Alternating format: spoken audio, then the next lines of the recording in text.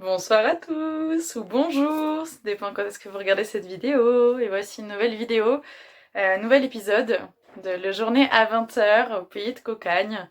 Je suis contente de vous retrouver comme à chaque fois. Ce soir on a 3 nouvelles personnes, 3 nouveaux souvenirs.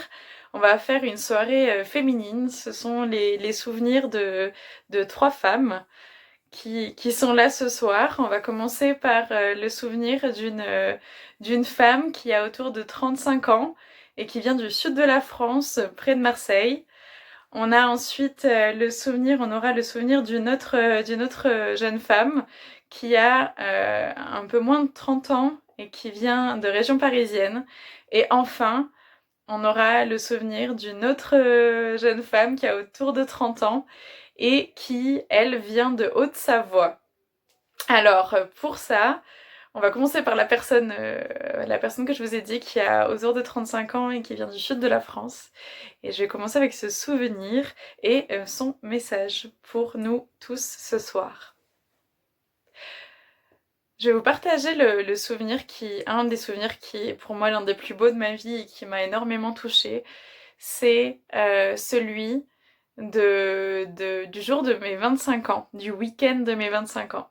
Pour ce week-end-là, j'avais invité tous mes amis et ils étaient bien nombreux et ils étaient venus dans notre maison de campagne.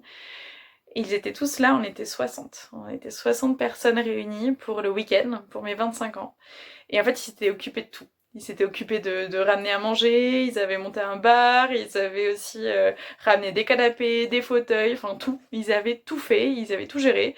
Euh, et, et en fait, ce soir-là, je me souviendrai toujours, le deuxième soir, qu'est-ce qu'ils ont fait? Ils ont tous gonflé des ballons. Ils sont mis à gonfler des ballons et ensuite ils m'ont demandé de monter d'être en hauteur dans le jardin de la maison.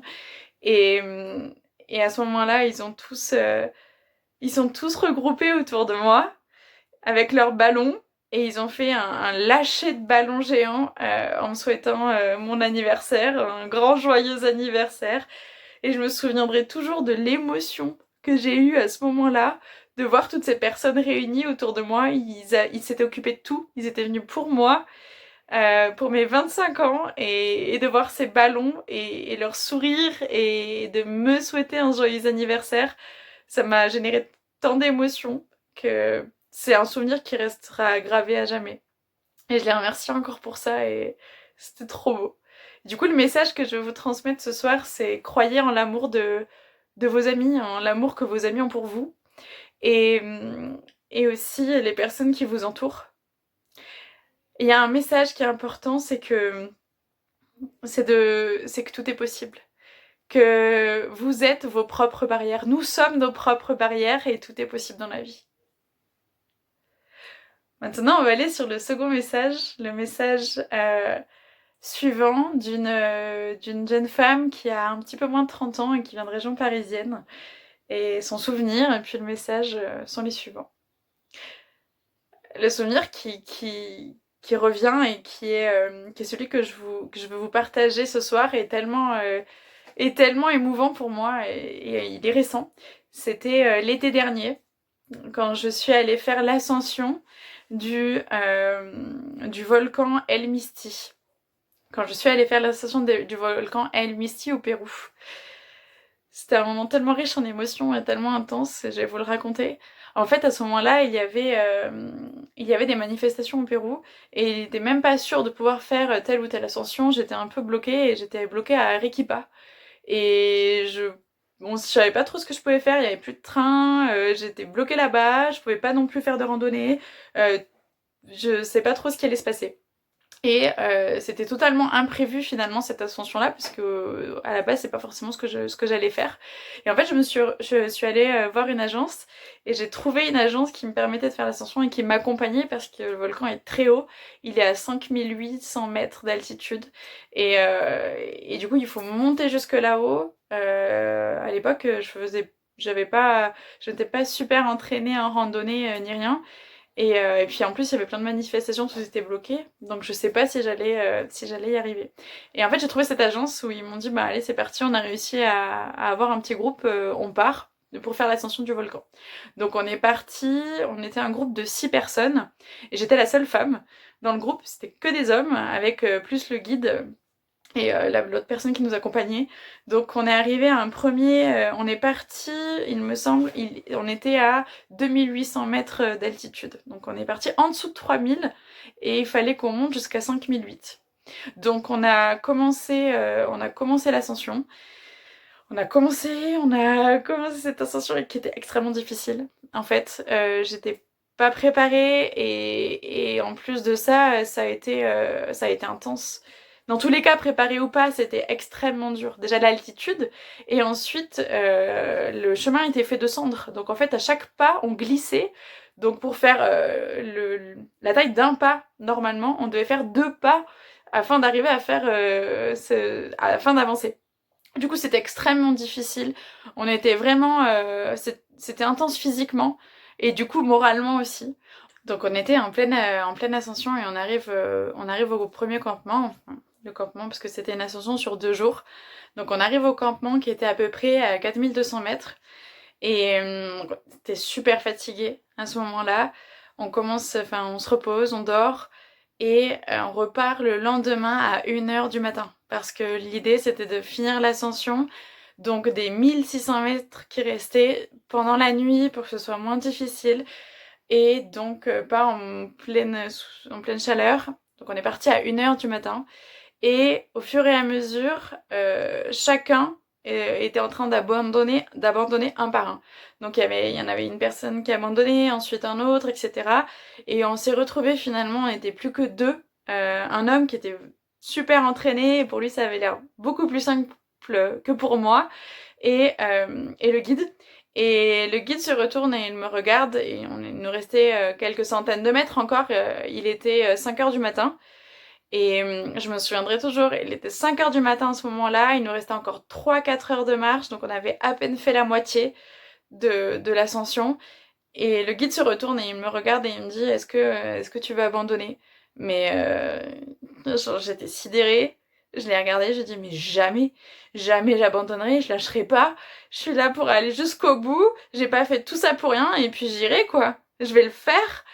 Et j'ai réussi et on est arrivé en haut à 5800 mètres d'altitude avec tant d'émotions. J'étais si émue d'avoir réussi à monter jusqu'en haut, d'avoir atteint ce sommet, d'y être, de voir tout ça. Ça m'a procuré tant d'émotions que c'est gravé dans mon cœur. C'était un moment incroyable. Il est à partager, il est sensationnel. Et c'est un moment de vie que je ne regrette pas du tout. Je suis heureuse d'y être arrivée, d'avoir rien lâché, d'être allée jusqu'au bout et d'avoir vécu cette émotion qui est une joie si intense, si incroyable que c'est pas descriptible finalement. C'était trop beau. Et le message justement que je voudrais partager aux personnes, c'est qu'il faut rien lâcher. Il faut aller jusqu'au bout de ce que l'on souhaite faire. Il faut foncer, foncer et n'abandonnez pas. La vie, on n'en a qu'une et c'est maintenant. Et allez-y, quoi, vivez-la. Elle est faite de surprises. Elle vous apportera des surprises, des rencontres et ça, c'est magique. Et enfin, je vais vous partager le troisième souvenir et le troisième message de ce soir, qui vient d'une femme qui a autour de 30 ans et qui elle-même vient de Haute-Savoie. Et le message est le suivant. C'est le souvenir d'un moment d'il y a maintenant facilement 3 ans, euh, qui est avec une très bonne amie, que j'ai partagé avec une très très bonne amie. Nous avions passé une journée formidable. On était en train de faire un voyage sur la côte brésilienne. Et on est arrivé à Pipa, qui est à peu près au nord sur la côte du Brésil. Et on était là toutes les deux, on avait passé une journée incroyable, on avait vu des dauphins, du coup on était allé à la plage, il faisait beau, on avait passé des moments sensationnels ensemble. Et on arrive le soir, on arrive dans un petit village et on nous avait conseillé d'aller manger sur une sorte de bateau au bord de l'eau pour voir le coucher de soleil. Et en fait, il y avait quelques planches, quelques tables aussi, tout en bois. et un fleuve. Et en fait, c'était l'embouchure d'un fleuve. Et au fond, il y avait entre deux baies le soleil qui allait se coucher. Et on avait le coucher de soleil pour nous. On avait l'impression d'être seul au monde. Le temps était arrêté. On avait un repas qui était fantastique. C'était des crêpes toutes simples et trop bonnes. Nos caipirinhas, les fameuses boissons du Brésil. Il y avait une petite musique toute douce, une bonne ambiance, un calme incroyable. On partageait ce moment-là entre amis il n'y a pas de mots pour le décrire, c'était sensationnel. Il était doux, il était beau, il était vrai, sincère, simple. Et on a parlé dans cette ambiance de coucher de soleil, de bonne musique et après une excellente journée. C'était magique et on était là toutes les deux à discuter et on a partagé nos émotions, on a partagé nos moments de vie en toute sincérité et un partage pur qui venait du cœur. On a partagé aussi nos doutes, on a aussi partagé nos peurs et tout ça, ça a été fait avec cœur, c'était simple, c'était un vrai moment de partage. Et pour moi, c'est ça l'amitié. C'est quelque chose que l'on peut partager sans crainte. C'était totalement honnête, simple, vrai. Un moment qui m'a énormément touchée et qui représente pour moi ce partage et que je souhaite à tout le monde de pouvoir vivre en toute simplicité et sincérité. Et c'était un moment avec une très très bonne amie. Et le message du coup que je veux vous transmettre ce soir, il est simple. C'est de savoir peut-être que il faut tous qu'on arrête, en tout cas de manière globale, arrêter de courir après quelque chose et de vivre au présent, qui est un message aussi simple, mais qui est la base de la vie, de savoir partager, profiter des moments en famille, profiter des moments et des rigolades avec vos amis, et c'est ça finalement qui nous marque. C'est de ça dont notre cœur se nourrit, nos émotions, c'est de ces moments-là dont on se souvient, que ce soit des partages en famille, les rigolades entre amis, les randonnées dans la nature, et ce sont ces moments simples et qui sont intenses, qui sont les plus beaux, et dont on se souvient et qui nous marquent. Et c'est ça que je veux vous redire ce soir, c'est de vivre au présent et d'y porter attention. Voilà, du coup je vais vous répéter les 3 messages de ce soir. Le premier était que tout est possible, de prendre en compte l'amour de vos amis, l'amour que vos amis et vos proches ont pour vous, que tout est possible et que votre seule barrière c'est vous-même. Il n'y a que vous pour vous empêcher de faire quelque chose. Ensuite, le second message est celui de foncer.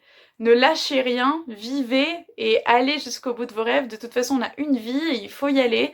Et elle sera faite de surprises et la vie, elle vous accompagne, elle est là avec vous, faites-lui confiance. Et le troisième message est celui de vivre au présent. Les moments les plus beaux, ce sont ceux qu'on partage en toute sincérité et simplicité avec les personnes que l'on aime, nos amis, notre famille, nos proches. Sur ce, moi je vous dis bonne soirée ou journée.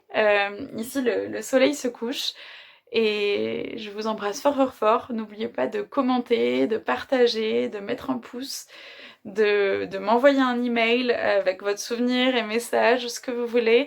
Et moi je vous fais de gros gros bisous et je vous dis à très très vite. Bisous, à bientôt pays de cocagne.